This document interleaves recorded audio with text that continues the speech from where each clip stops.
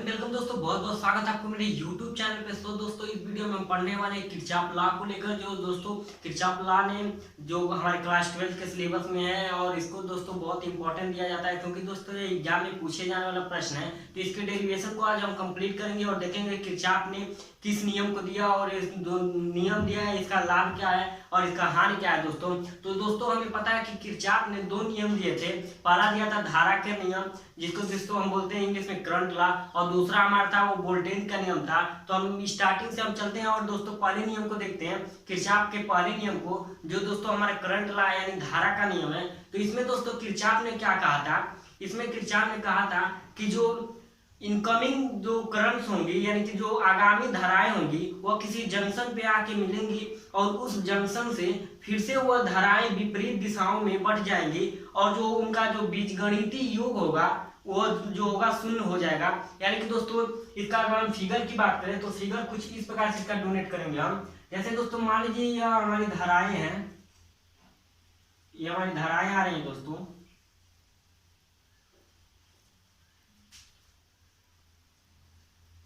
यह धाराएं आई और मान लीजिए दोस्तों यह धारा हमारी आई I1 I2 और यह हमारी धारा हो गई I3। दोस्तों यह जो धाराएं आ रही हैं वो किसी न किसी सोर्स से आ रही हैं, यानी कि दोस्तों इसमें तमाम प्रकार की बैटरी, इसमें अधिक एक से अधिक बैटरी लगी हैं, जिससे बैटरी से हमारी धाराएं आ रही हैं और वह धाराएं आके किसी एक जंक्शन पे मिल रही हैं। मान लीजिए दोस्तों यह वो हमारा जंक्शन है जहाँ पे ये धाराएं आके आपस में मिल जा रही हैं। अब किरचॉफ ने कहा था कि जब ये सभी प्रकार की धाराएं किसी अलग अलग बैटरी से किसी एक जंक्शन पे आके मिलती हैं तो वह धाराएं क्या करती हैं, विपरीत दिशाओं में बट जाती हैं। यानी कि दोस्तों हमारा जो धाराएं हैं कुछ इस प्रकार से, यहाँ से हमारी धाराएं कुछ इस प्रकार से बढ़ जाएंगी। हो जाएगा दोस्तों I4 I5 और I6।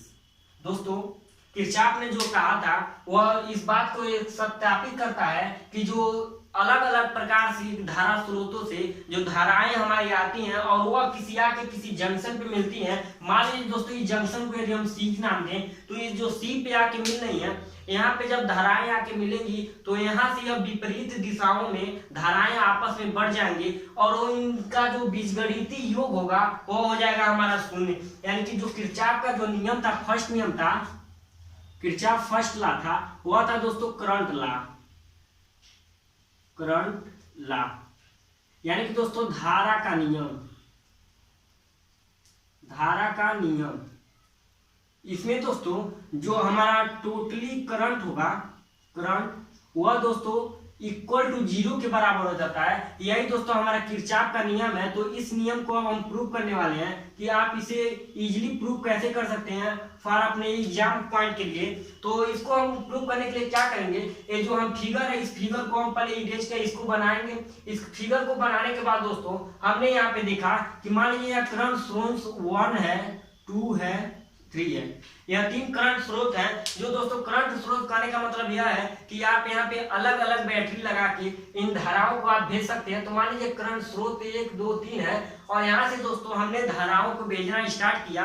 पहले करंट स्रोत से हमने I धारा भेजा, दूसरे से I2 और तीसरे से I3 हमने धारा को भेज दिया। अब ये सब धाराएं जाके एक जंक्शन पे मिलती हैं और किरचॉफ ने कहा था कि जब ये जंक्शन पे आके सभी धाराएं मिल जाती हैं तो यहाँ से यह अपने धाराओं का प्रसार करती हैं, यानी कि अलग अलग डायरेक्शन में, अलग अलग दिशा में यह अपनी धाराओं को फैला देती हैं। इसे किरचॉफ का फर्स्ट नियम कहते हैं। और दोस्तों इसका डेरिवेशन जो होगा कुछ इस प्रकार होगा, जब ये धाराएं आएंगी दोस्तों, जैसे ये I1 I2 I2 इसको दोस्तों बोलेंगे हम इनकमिंग करंट, और यह दोस्तों जो हमारी धाराएं हो जाएंगी इसको बोलेंगे हम आउटगोइंग करंट। अब दोस्तों जब ये आगामी धाराएं और ये जो धाराएं निकल जा रही हैं इनका जो बीजगणितीय योग होगा वह शून्य के बराबर हो जाएगा। तो यह कैसे कहेंगे, यानी कि दोस्तों यह जो आगामी धाराएं हैं यानी कि इनकमिंग करंट्स हैं इसके इक्वल होगी ये जो धाराएं हमारी विपरीत दिशाओं में बढ़ जा रही है। यानी कि किरचॉफ ने कहा था कि जब सभी धाराएं एक जंक्शन पे आएंगी वहां से यह धाराएं अलग अलग दिशाओं में प्रसार करेंगी और इनका जो बीजगणितीय योग होगा वह शून्य के बराबर होगा। यानी कि शून्य के बराबर के पहले दोस्तों किरचॉफ ने यह भी कहा था कि जो ये धाराएं आएंगी वो धाराएं आएंगी किसी जंक्शन पे मिलकर विपरीत दिशा में बढ़ जाएंगी, विपरीत दिशा में बढ़ जाएंगी। वह जो दोस्तों होगी इनकमिंग धारा के इक्वल होगी। यानी कि दोस्तों हम कह सकते हैं कि ये जो इनकमिंग करंट्स हैं आउटगोइंग करंट्स के इक्वल होंगी। यानी कि बाय अकॉर्डिंग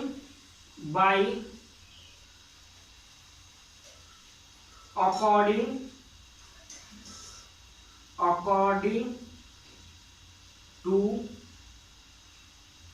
किरचॉफ लॉ, जो दोस्तों अकॉर्डिंग टू किरचॉफ लॉ होगी यानी कि दोस्तों जो इनकमिंग करंट्स होगी, incoming current is equal to outgoing current. यहाँ पे दोस्तों जो इनकमिंग करंट्स होगी वो आउटगोइंग करंट्स के इक्वल होगी। यानी कि दोस्तों हमारे इनकमिंग करंट्स क्या क्या है, इनकमिंग करंट्स की यदि दोस्तों हम बात करें तो हमारा I1 plus I2 plus I3 is equal to, और दोस्तों जो हमारे आउटगोइंग करंट्स हैं वो है I4, I5 एंड I6।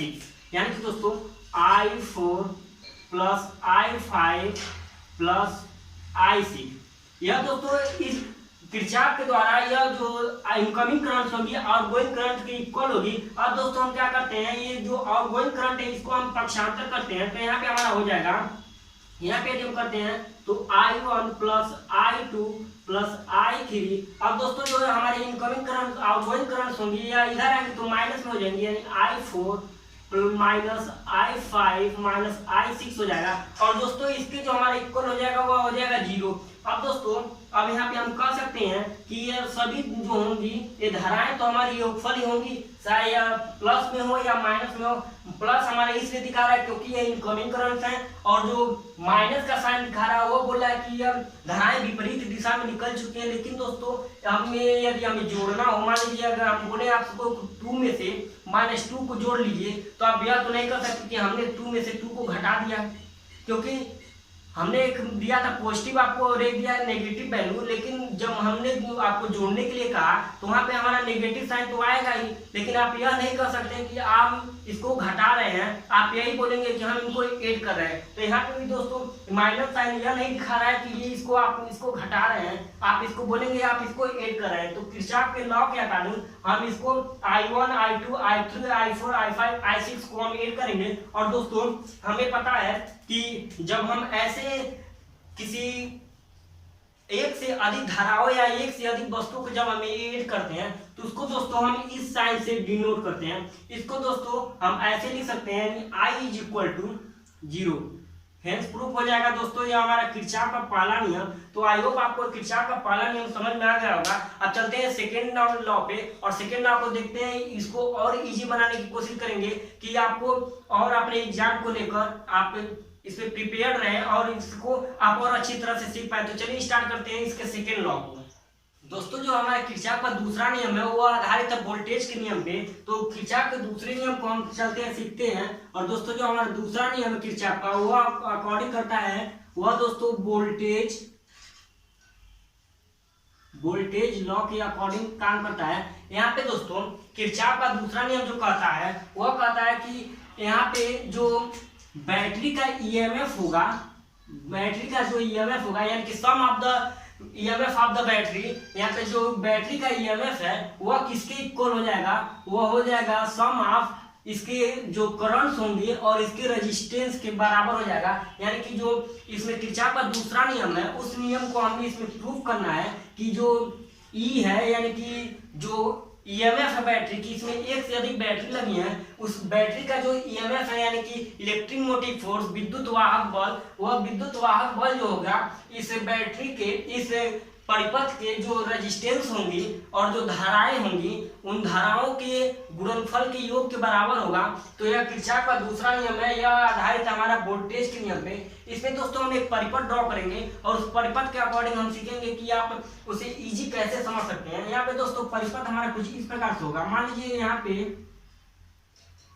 यहाँ पे दोस्तों हमने एक परिपथ ड्रॉ किया, यहाँ पे हमने एक लगा दिया बैटरी, यहाँ पे एक बैटरी लग गया। अब दोस्तों यहाँ पे हम एक लगा देते हैं रेजिस्टेंस, यहाँ पे हमने एक रेजिस्टेंस लगा दिया। अब दोस्तों हम क्या करेंगे, ऊपर के साइड एक और हम बैटरी यूज करेंगे, यानी कि दोस्तों हमारा जो सेकेंड बैटरी होगा वो इस प्रकार से होगा। उसके बाद दोस्तों यहाँ पे भी हम एक रेजिस्टेंस का यूज करेंगे, यहाँ पे हमने एक रेजिस्टेंस का यूज किया।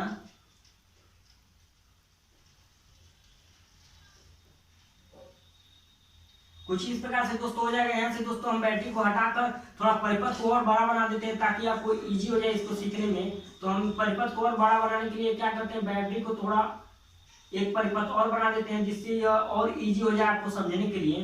तो यहाँ पे हमने क्या किया, इसमें हमने दो परिपथ लिया है कि दो पास ले लिया, जिसका इसमें दोस्तों यह पॉजिटिव टर्मिनल है या नेगेटिव टर्मिनल है। और यहाँ पे दोस्तों जो हमारा यह बैटरी है वो यह E2 हो गई, और यहाँ पे जो हमारा पॉजिटिव टर्मिनल यह है नेगेटिव टर्मिनल, और यह दोस्तों हमारा E1 हो गया। यहाँ पे दोस्तों हमने दो रेजिस्टेंस लगाया जिसको हम R1 और दोस्तों एक रेजिस्टेंस यहाँ पे भी लगा देते हैं। यह दोस्तों हमारा हो गया R2, और इसको दोस्तों हम R लिख देते हैं। यहाँ पे हमारा दोस्तों परिपथ यहाँ पे कंप्लीट हो चुका है। यहाँ पे हमने दो बैटरी लगा दिया जिसका EMF है E1 और दूसरे का EMF है E2। यहाँ पे दोस्तों जब दो धाराएं निकलेंगी तो यह किस प्रकार से बटेंगी, इस धाराओं को हम देखेंगे। तो यहाँ पे मान लीजिए दोस्तों अगर हम इस परिपथ को लें, यानी कि इसने इस परिपथ को लें, तो इस परिपथ में क्या होगी, मान लीजिए यहाँ से अगर यहाँ पे दोस्तों मान लीजिए अगर दोस्तों धाराएं हमेशा नेगेटिव से पॉजिटिव की तरफ चलती हैं, यानी कि दोस्तों यह धाराएं हमारी इस प्रकार आएंगी। और यहाँ पे दोस्तों मान लीजिए हमने आई करंट को प्रोड्यूस किया, यानी कि आई करंट यहाँ से निकल रही धारा से, तो यहाँ पे आएगी दोस्तों, तो हमारे यहाँ पे भी आई करंट ही आएगी, यानी कि दोस्तों आई करंट आई, यहाँ पे भी आई करंट आएगी, और यहाँ पे दोस्तों I1 करंट निकल जाएगी ऐसे, यानी कि इस रेजिस्टेंस से होते हुए हमारा I1 करंट निकल जाएगा। अब दोस्तों हम यहाँ से क्या करते हैं, जब E2 से हम करंट को फ्लो कराते हैं इस परिपथ में, जब हम सेकेंड बैटरी यानी E2 से जब हम करंट फ्लो कराते हैं, तो मान लीजिए यहाँ से अगर करंट I2 निकलता है, तो दोस्तों यहाँ से जब करंट I2 निकला तो इस रास्ते पे भी इस पथ पे भी तो करंट फ्लो करेगा, यानी कि दोस्तों यहाँ पे जब करंट फ्लो करेगा तो यहाँ पे भी I2 करंट फ्लो करेगा, यानी कि इस परिपथ पे हमारी जो करंट हो जाएगी वह दो प्रकार से हो जाएगी, I1 और I2 करंट हो जाएगी। तो इसमें हमें प्रॉब्लम यहाँ पे होता है कि हम जब किरचॉफ के नियम को लगाएंगे तो इसको यूज कैसे करेंगे। तो इसको यूज करना बहुत आसान बन जाएगा यदि दोस्तों हम इस परिपथ को यदि दो पार्ट में डिवाइड कर दें, यानी कि दो पार्ट करने का मतलब दोस्तों इसको यदि हम मेष फर्स्ट ले लें और इसको मेष सेकेंड ले लें। अब दोस्तों मेष फर्स्ट और मेष सेकंड लेने का मेरा मकसद यह था कि हमें धाराओं को कैलकुलेट करना हमें इजी बन जाएगा। यानी कि दोस्तों अब इसमें हम बात करें और इसमें हम बात करें तो यहाँ पे देखिए हमारी धाराएं कुछ इस प्रकार से निकल रही हैं, ऐसे हमारी धाराएं आ रही हैं और पुनः ऐसे हमारी धाराएं निकल जा रही हैं।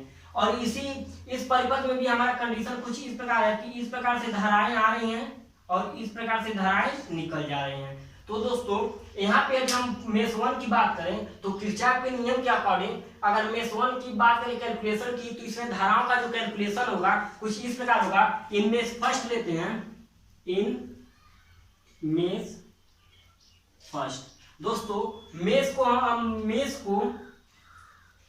हम हिंदी में कहते हैं पास, यानी कि पास 1 हो गया, यह पास मेष 2 यानी कि दोस्तों पास 2 हो गया हमारा यह। और दोस्तों हम यदि मेष फर्स्ट की बात करें तो मेष फर्स्ट में हम कैसे कैलकुलेट करेंगे, यहाँ पे दोस्तों जो हमारा E1 करंट प्रोड्यूस करेगा या जो बैटरी हमारा E1 है यह जब करंट प्रोड्यूस करेगा तो कुछ इस प्रकार से करेगा, यानी कि E1 इज इक्वल टू यहाँ पे जब दोस्तों यहाँ से जब करंट फ्लो करेगा तो यहाँ पे आते आते दोस्तों जो रेजिस्टेंस R है, रेजिस्टेंस R में जब हमारी करंट जाएगी तो वो I1 करंट जाएगी, क्योंकि अभी हमने U2 को स्टार्ट नहीं किया है। जब E2 को हमने स्टार्ट अभी नहीं किया तो हमारा जो करंट का फ्लो होगा वो E1 होगा, क्योंकि हमारा E2 जो बैटरी है अभी इसको हमने स्विच नहीं किया है, तो हमारा करंट इस जब E1 के कारण चलेगा तो ऐसे ऐसे आएगा। और दोस्तों रेजिस्टेंस R में जब यह धारा जाएगी तो वह E1 जाएगी। तो यानी कि दोस्तों हम इसको कह सकते हैं यहाँ पे दोस्तों हमारा जो R I1, यानी कि I1R इसमें जो हमारा करंट होगा वो आएगा। उसके बाद दोस्तों जब यहाँ से करंट हमारा निकलेगा तो इस रास्ते से फिर आएगा और रेजिस्टेंस R1 में जब यह जाएगा करंट तो यहाँ पे भी तो R1 ही जा रहा है, हमारा I1 ही जा रहा है। क्योंकि दोस्तों जब हमने ये जो बैटरी हमारी E1 इसको जो इसके द्वारा जब हमने करंट को प्रोड्यूस किया तो यहाँ पे I करंट प्रोड्यूस हुआ और रेजिस्टेंस R में जब हमारा I करंट जाता है उसके बाद दोस्तों इस परिपथ से होते हुए हमारा जो फिर जब ये बैटरी में निगेटिव टर्मिनल में घुसता है तो यहाँ पे रेजिस्टेंस लगा है जिसका नाम हमने R1 दिया और यहाँ पे जब करंट जाएगा तो यहाँ पे I1 जा रहा है। यानी कि दोस्तों हम इसको लिख सकते हैं प्लस I1R। अब दोस्तों यहाँ पे हम देखें तो यहाँ पे जो हमारा यहाँ पे I1 है और यहाँ पे I1 है तो यहाँ से हम चाहें तो यहाँ से हम I1 को कॉमन कर सकते हैं। यानी कि I1 को जब हम कॉमन करेंगे तो यहाँ पे हमारा दोस्तों यहाँ हमारा R हो जाएगा और यहाँ पे हम इसको अगर ऐड करें तो यहाँ पे हो जाएगा R प्लस I1R R1। यहाँ दोस्तों हम इसको अभी रहने देते हैं, इसको ऐड करने की कोई आवश्यकता नहीं पड़ेगी। इसमें हम इसमें क्या कर सकते हैं, यहाँ पे यदि हम बात करें तो यहाँ पे जब हमारी करंट आ रही है तो हमने अभी सिर्फ E1 बैटरी को ही ओपन किया है, अभी E2 हमारा क्लोज है। लेकिन दोस्तों जैसे ही हम E2 को भी चालू कर देते हैं यानी कि E2 से भी हम करंट प्रोड्यूस कराते हैं तो हमारा जो इसमें रेजिस्टेंस R है इसमें I1 प्लस I2 धाराएं चल जा रही हैं। क्योंकि बैटरी 1 से I1 धारा आ रही है, बैटरी 2 से I2 धारा चल रही है। तो हम यहाँ पे I1 को यानी कि दोस्तों यहाँ पे जो R का रेजिस्टेंस है R है तो यहाँ पे हम जो I1 है इसको हम दो पार्ट में डिवाइड कर सकते हैं यानी कि I1 प्लस I2 के रूप में। तो यहाँ पे यदि हम करना चाहें तो हम इसको कर सकते हैं I1 प्लस I2 और यहाँ पे दोस्तों हमारा R हो जाएगा प्लस R1 और यहाँ पे दोस्तों I1। यह दोस्तों हमारा E1 के लिए हो गया। अब दोस्तों यदि हम E2 की बात करें तो E2 में हमारी किस प्रकार से धारा चलेंगी। अब यहाँ पे दोस्तों हमने क्या किया, यहाँ पे हमने E1 को जो है उसको बंद कर दिया। अब E2 से हम करंट को प्रोड्यूस कराएंगे यानी कि करंट को हम भेजेंगे। तो E2 से जब करंट जाएगा तो दोस्तों जब E2 से करंट जाएगा तो हमारे R में क्या क्या कौन सा करंट होगा, यानी कि R में जो हमारा करंट जाएगा वो E2 करंट जाएगा। क्योंकि हमने E1 को बंद कर दिया तो यहाँ से I जो करंट है इसको हमने सर्किट से हटा दिया। तो यहाँ पे हमारा जो E2 से करंट जा रहा है यहाँ पे E2 करंट जा रहा है, यहाँ से करंट इसमें इंटर करेगा और यहाँ पे E2 करंट हो जाएगा। यानी कि जो हमारा E2 हो जाएगा दोस्तों, जो हमारा यह E2 हो जाता है इसमें जब हम करंट को प्रोड्यूस कराते हैं तो यहाँ पे R के साथ हमारा जो चलता है R के साथ रेजिस्टेंस R के साथ जो हमारी धारा चलती है वह धारा होती है हमारी I2। यहाँ पे दोस्तों हमने I2 धारा भेज दिया। अब यहाँ से जब धाराएं यहाँ से निकलती हैं तो यहाँ पे दोस्तों हम क्या करेंगे, यहाँ पे जब आएंगी तो यहाँ से आते आते दोस्तों यह I2 धारा होगी, यहाँ पे दोस्तों I2 धारा होगी और जो धाराएं I2 रेजिस्टेंस R2 में आके मिलेगी तो हमारा जो फाइनल होगा यहाँ पे दोस्तों, यहाँ पे जब हमारी रेजिस्टेंस R2 में हमारा जब धारा आएगी तो वो दोस्तों R2 धारा होगी। और यहाँ पे दोस्तों हम देख सकते हैं कि I2 R के साथ जो रेजिस्टेंस है यदि हम इसी में यदि बैटरी सेकेंड के साथ बैटरी फर्स्ट को भी खोल दें तो यहाँ से भी धाराएं आएंगी और इस पथ पे जो हमारी धाराएं होंगी वो दो मान में बढ़ जाएंगी यानी कि I1 प्लस I2 के रूप में आ जाएंगी। यहाँ पे हमारा I2 और I1 ऐड हो जाएगा। तो हम यहाँ पे R की स्थिति में क्या कर सकते हैं, I1 प्लस I2 धारा हो जाएगी। यानी कि दोस्तों हमारा जो E2 हो जाएगा वो हो जाएगा I1 plus I2 into R plus I2 R2। यह दोस्तों इसका बैटरी सेकेंड के लिए हो जाएगा EMF। तो आई होप आपको यह समझ में आ गया होगा और यहाँ पे बैटरी 1 के लिए हो जाएगा। तो यदि आपको यह समझ में आ गया तो चैनल को सब्सक्राइब कर लीजिएगा, वीडियो को लाइक कर लीजिएगा, अपने दोस्तों में इसको शेयर कर लीजिएगा और इंटरेस्टिंग वीडियो को देखने के लिए आप नीचे कमेंट भी कर सकते हैं। आपको किस टॉपिक पे वीडियो चाहिए, क्लास 12 क्लास 11, आपको जिस टॉपिक में कोई भी प्रॉब्लम हो, साइंस मैथ, आप उसमें नीचे कमेंट कर सकते हैं। तो आई होप आपको समझ में आता है। थैंक यू दोस्तों।